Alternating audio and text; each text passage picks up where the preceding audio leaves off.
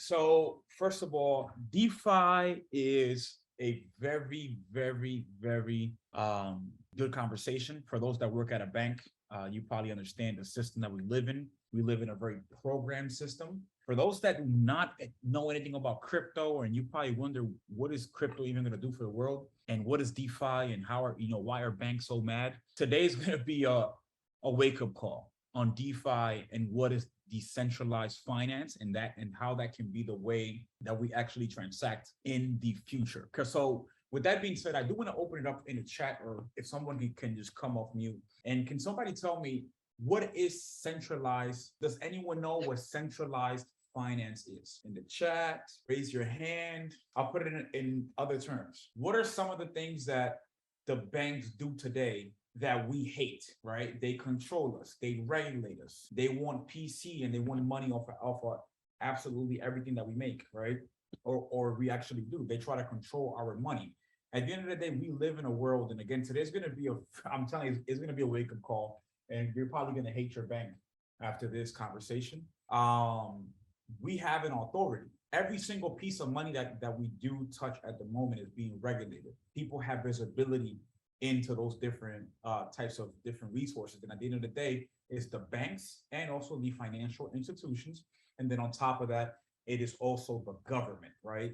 So DeFi has a couple of different pillars. Again, DeFi stands for decentralized. So we have here stable coins, we have insurance, we have lending and borrowing, and we do have decentralized exchanges. At the end of the day, lending and borrowing, insurance, these are pillars of the current financial system, right? The current financial system, if you want to open up a bank, somebody has to approve you, right? At the end of the day, we got to get approval from others when it comes to even opening up a checking account, which is ridiculous to me. At the end of the day, if you sent $10,000, or even if you cash out 10K, I went to a Chase yesterday, I tried to cash out 13K. They wouldn't let me have it. I had to wait 4 days to get 13K.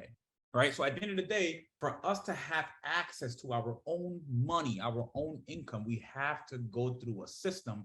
And the system is definitely the banks and also the financial institutions. The reason why the financial institutions, they hate crypto. Why? Because with crypto, they do not have the authority, nor do they have the permissions that they currently have today. At the end of the day, we live in a system, we live in a world where people want to program the way that we live. People want to make sure that people do not become rich. They want us to be poor. They want to, they want to have a working force, a working economy. They want you to clock into a 9 to 5.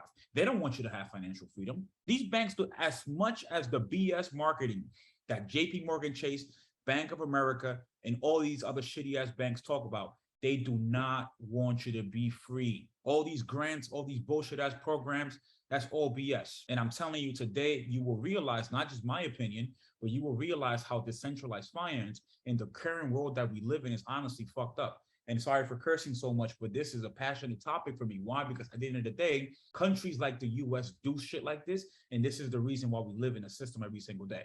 So let's go ahead and get started and talk about some of the BS that we go through every single day today and the BS system that we have when it comes to centralized finance, right? So centralized finance, this is how it works. The real OGs are not the dudes on your block standing on your block all day. Those are not the real OGs. The real OGs are the banks and the government. Those are the real OGs. Why are they the real OGs? Why? Because at the end of the day, they are the one that get to determine how much access to capital you actually have. Why do you think, and actually I got to turn my video for this. Why do you think every single person now on social media is talking about business funding? Because finally we found the blueprint on now how we can, how we can get $250,000, $500,000 to actually scale our business, right? So at the end of the day, the banks, they have the power to control exactly how much money we get access to, right? On top of that, they have the total control when it comes to how much money are you able to borrow and how much money are you able to lend as well. On top of that, if you go to Bank of America, you can easily go and they can deny you for a checking account, right? So these are the real OGs, and this is the system that we live in. Now, why do they hate crypto and DeFi? Why? Because with crypto and DeFi, I don't have to have a business checking account. All I got to do is open up a crypto wallet. I don't care about you lending me money. Why? Because I can actually get the same lending and borrowing using the blockchain and using cryptocurrency. This is why the OGs, the banks and the government, they hate cryptocurrency, and they're trying to find ways to regulate it. Why? Because we don't have to actually report anything to a authority. With crypto, you don't have to approve to anyone. You do not need approval from the banks. So at the end of the day, centralized finance for the banks is super, super expensive. On top of that, right now for credit cards, Amex is around 24%. The Chase Sapphire, depending on your credit score, if you have poor credit, is 25%. Personal loans, interest up to 18%. 18%. This is the world that we live in right now.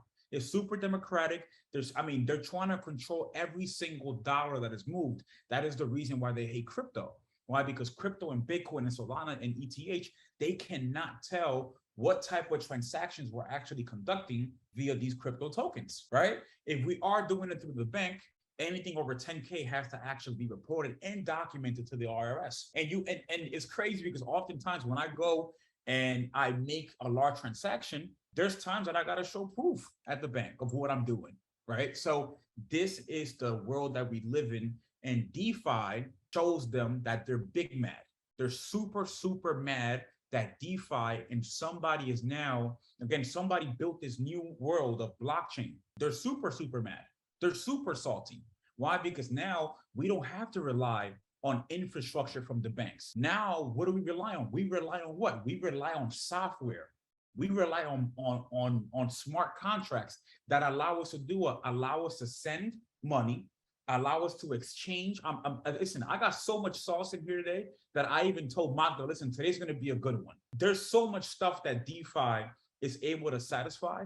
The exact same financial structure that banks have, we can actually satisfy them right now with DeFi, right? So DeFi is cheaper. There's no censorship. We don't have to build trust, right? I don't have to go and talk to a banker at Bank of America or Chase, and then they think that I'm a nice person, and hopefully they actually approve me for a 100K or a 50K loan. All that shit is thrown out the window.